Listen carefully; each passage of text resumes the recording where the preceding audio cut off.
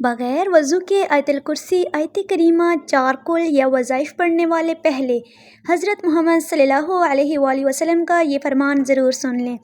بسم اللہ الرحمن الرحیم۔ کیا ہم آیت الکرسی آیت کریمہ اور دوسرے وظائف بغیر وضو کے پڑھ سکتے ہیں یا نہیں؟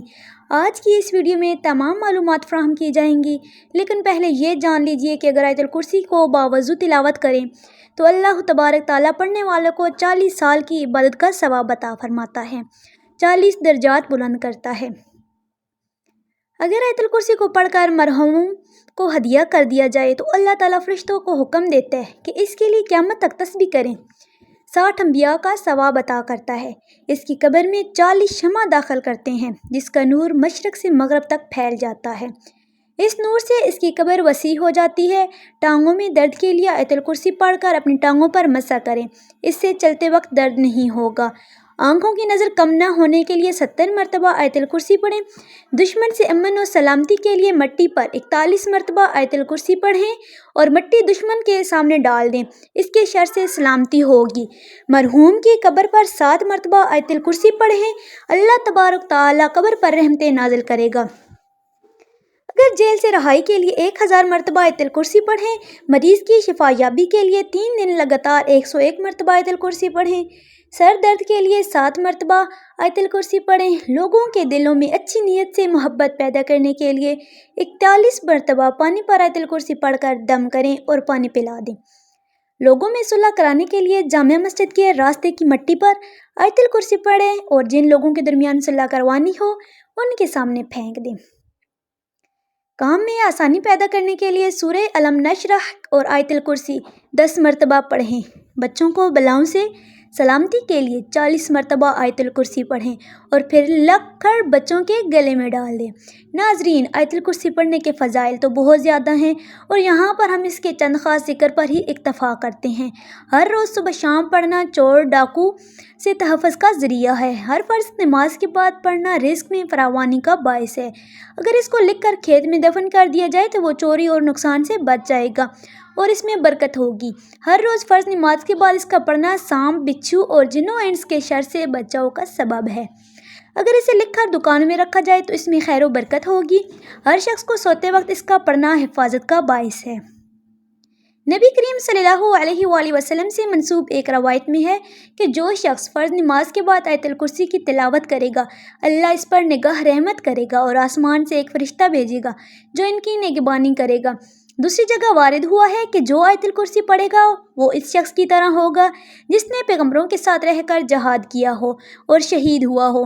موت کے بعد بلا فاصلہ جنت میں جگہ ملے گی۔ اس کے علاوہ فکر و فاقہ دور ہوگا، اللہ کی طرف سے امان ملتا ہے، رزق میں وسعت ہوتی ہے۔ نبی کریم صلی اللہ علیہ وآلہ وسلم نے فرمایا، اے علی، آیت الکرسی میں 50 کلمات ہیں اور ہر کلمے میں اللہ کی عز و جل کی طرف سے 50 برکات ہیں۔ آیت الکرسی کا مقام وہ ہے جو ایک پہاڑ میں چوٹی کا ہوتا ہے۔ ایک مرتبہ آیت الکرسی پڑھنے والے کی دنیا کی 1000 مصیبتیں اللہ تبارک تعالیٰ ختم کرتا ہے، جس میں کم از کم غربت اور آخر میں عذاب قبر سے نجات حاصل ہوتی ہے۔ عبید بن کعب رضی اللہ تعالیٰ عنہ بیان کرتے ہیں کہ نبی کریم صلی اللہ علیہ وآلہ وسلم نے ان سے سوال کیا کہ کتاب اللہ میں سب سے عظیم آیت کون سی ہے؟ تو وہ کہنے لگے، اللہ اور اس کے رسول صلی اللہ علیہ وسلم کو یہ بہتر علم ہے۔ یہ سوال کئی بار دہرایا اور پھر فرمانے لگے، وہ آیت الکرسی ہے۔ فرمانے لگے، اے ابو منذر، علم مبارک ہو اس ذات کی قسم جس کے ہاتھ میں میری جان ہے، اس آیت کی زبان اور ہونٹ ہوگی۔ حضرت ابو ذر رضی اللہ تعالیٰ عنہ بیان کرتے ہیں کہ میں نبی کریم صلی اللہ علیہ وآلہ وسلم کے پاس آیا تو آپ مسجد میں تشریف فرما تھے، تو میں بھی بیٹھ گیا۔ تو نبی کریم صلی اللہ علیہ وآلہ وسلم نے فرمایا، ابو ذر، کیا تو نے نماز پڑھی ہے؟ تو میں نے نہیں میں جواب دیا۔ تو نبی کریم صلی اللہ علیہ وآلہ وسلم نے فرمایا کہ اٹھ کر نماز پڑھو۔ میں نے اٹھ کر نماز ادا کی اور پھر بیٹھ گیا۔ تو نبی کریم صلی اللہ علیہ وآلہ وسلم فرمانے لگے، ابو ذر، انسانوں اور جنوں کے شر سے پناہ طلب کرو۔ حضرت ابو ذر فرماتے ہیں، میں نے عرض کیا، یا رسول اللہ صلی اللہ علیہ وآلہ وسلم، کیا انسانوں میں بھی شیطان ہوتے ہیں؟ تو نبی کریم صلی اللہ علیہ وآلہ وسلم فرمانے لگے، جی ہاں۔ میں نے نماز کا کہا تو نبی کریم صلی اللہ علیہ وآلہ وسلم فرمانے لگے، یہ اچھا موضوع ہے، جو چاہے زیادہ کر لے اور جو چاہے کم کر لے۔ میں نے کہا، روزے کے بارے میں؟ نبی کریم صلی اللہ علیہ وآلہ وسلم فرمانے لگے، فرض ہے، اس کا اجر دیا جائے گا اور اللہ تعالیٰ کے ہاں اور زیادہ اجر ملے گا۔ میں نے کہا اللہ کے رسول صلی اللہ علیہ وآلہ وسلم صدقہ؟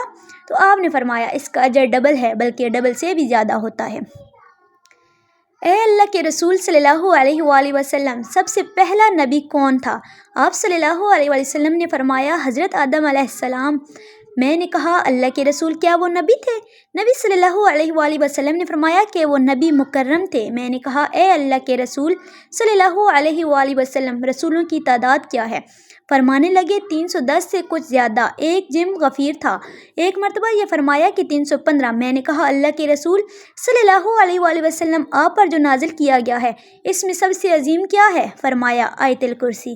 حضرت ابو عبداللہ بن مسعود رضی اللہ تعالیٰ عنہ بیان کرتے ہیں کہ انسانوں میں سے ایک شخص نکلا تو وہ ایک جن سے ملا اور وہ اسے کہنے لگا کیا تم میرے ساتھ کشتی کا مقابلہ کرے گا؟ اگر تو نے مجھے پچھاڑ دیا تو میں تجھے ایک ایسی آیت سکھاؤں گا جو جب تم یہ بات گھر میں داخل ہو کر پڑھو گے تو شیطان گھر میں داخل نہیں ہو سکے گا۔ ان دونوں نے مقابلہ کیا تو اس شخص نے اسے پھچاڑ دیا۔ وہ انسان سے کہنے لگا میں تجھے بہت ہی کمزور اور دبلا پتلا دیکھ رہا ہوں، تیرے بازو کتے کی طرح ہیں، کیا سب جن اسی طرح ہیں یا ان میں صرف تو ہی ایسا ہے؟ تو اس نے کہا کہ میں کمزور اور دبلا پتلا ہوں۔ اس نے دوبارہ مقابلہ کیا تو انسان نے دوبارہ اسے پھچاڑ دیا۔ وہ جن کہنے لگا تو آیت الکرسی پڑھا کر، اس لیے کہ جو بھی گھر میں داخل ہوتے وقت آیت الکرسی پڑھتا ہے اس گھر سے شیطان نکل بھاگتا ہے، اور نکلتے وقت اس کی آواز گدے کی کسی آواز کی طرح ہوتی ہے۔ ناظرین، آیت الکرسی یہ سورۃ البقرہ کی آیت نمبر 255 ہے جو عظمت والی آیت ہے۔ اس آیت میں اللہ تعالیٰ کی توحید اور بعض اہم صفات کا ذکر ہے۔ اس آیت کو آیت الکرسی بھی کہا جاتا ہے۔ ایک مرتبہ آیت الکرسی کی تلاوت سماعت فرما لیں تاکہ حضرات کو آیت الکرسی کا علم نہیں وہ بھی قرآن کریم کی اس اہم آیات کو یاد کر لیں اور اپنی روزمرہ کی زندگی کا معمول بنا لیں۔ بسم اللہ الرحمن الرحیم۔ اللہ لا الہ الا هو الحی القیوم لا تأخذہ سنۃ ولا نوم لہ ما فی السماوات وما فی الارض من ذا الذی یشفع عنده الا بإذنہ یعلم ما بین ایدیہم وما خلفہم ولا یحیطون بشیء من علمہ الا بما شاء وسع کرسیہ السماوات والارض ولا یؤودہ حفظہما وہو العلی العظیم۔ ناظرین، آئیے اب اپنے آج کی اصل موضوع کی جانب چلتے ہیں۔ کیا بغیر وضو آیت الکرسی پڑھ سکتے ہیں؟ آیت کریمہ پڑھ سکتے ہیں؟ 4 کل پڑھ سکتے ہیں؟ تو سب سے پہلے جان لیجئے کہ نماز کے لیے وضو کرنا شرط ہے، یعنی جب بھی نماز ادا کرنی ہو تو اس سے پہلے وضو کرنا شرط ہے۔ اب یہاں سوال یہ بھی اٹھتا ہے کہ ایک شخص کا وضو پہلے سے ہی موجود تھا اور اگلی نماز کا وقت ہو گیا تو کیا وہ پھر سے وضو کرے؟ تو جان لیجئے کہ اگر وضو کا فاسد کرنے والا کوئی کام یا کوئی چیز اس کے ساتھ رونما نہیں ہوئی اور اسے کامل یقین ہے کہ اس کا وضو قائم ہے اور اگلی نماز کا وقت شروع ہو گیا ہے تو اس کے لیے وضو کرنے کی ضرورت نہیں۔ لیکن یاد رکھیے کہ قرآن کریم کی تلاوت کرنے کے لیے وضو کرنا شرط نہیں ہے۔ ایک شخص بغیر وضو کے بھی چلتے پھرتے اور اپنے روزمرہ کے کام کاج کرتے ہوئے قرآن پاک کی تلاوت کر سکتا ہے، لیکن یاد رکھیں کہ قرآن پاک کو چھونے، پکڑنے اور قرآن سے دیکھ کر تلاوت کرنے کے لیے وضو شرط ہے۔ البتہ اگر آپ کو وہ سورت زبانی یاد ہے جو آپ پڑھنا چاہتے ہیں تو پھر اس کو زبانی پڑھنے کے لیے یا تلاوت کرنے کے لیے وضو کرنا شرط نہیں ہے۔ لہٰذا ہر ایک مسنون دعا، خواہ گھر سے باہر نکلنے کے لیے ہو، گھر میں داخل ہونے کے لیے ہو، سفر کے لیے ہو، اذان کا جواب دینے کے لیے ہو، بیت الخلاء جانے والی ہو، باہر آنے کے لیے ہو، کھانا کھانے سے پہلے یا کھانا کھانے کے بعد کی ہو، آپ بغیر وضو کے جب بھی چاہیں پڑھ سکتے ہیں۔ بہت سی دعائیں قرآن کریم سے لی گئی ہیں، جب ان کو دعاؤں کو بغیر وضو کے پڑھ سکتے ہیں تو قرآن پاک بھی بغیر وضو کے پڑھ سکتے ہیں۔ لیکن جب زبانی پڑھنا ہو، اب یہ بھی جان لیجئے کہ آیا ناپاکی کی حالت میں آیت الکرسی، آیت کریمہ اور 4 کل پڑھ سکتے ہیں یا نہیں۔ ناظرین، جان لیجئے کہ بغیر وضو کے آپ تمام وظائف کو پڑھ سکتے ہیں، ذکر و اذکار کر سکتے ہیں، کلمہ، درود شریف، جو بھی روزمرہ کے وظائف آپ پڑھتے ہیں وہ ناپاکی کی حالت میں بھی پڑھ سکتے ہیں۔ مثلاً میاں بیوی نے آپس میں صحبت کی، غسل نہیں کیا اور سونے لگے تو وہ سونے سے پہلے 4 کل ضرور پڑھ لیں۔